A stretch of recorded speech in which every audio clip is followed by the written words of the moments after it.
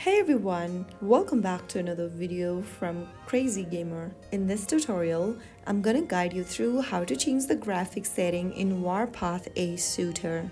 To change the graphics settings in Warpath, open the Warpath Ace Shooter app on your device, and once you're in this page, tap on your profile icon at the top left. Now this will open up the commander's profile page, from where you'll need to select options at the bottom right.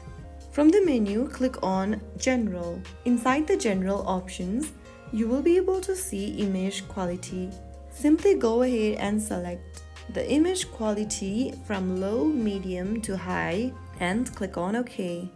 Soon after you do that, your game will restart and your setting will be saved. So that is how you can easily change your graphics settings in Warpath Ace Shooter.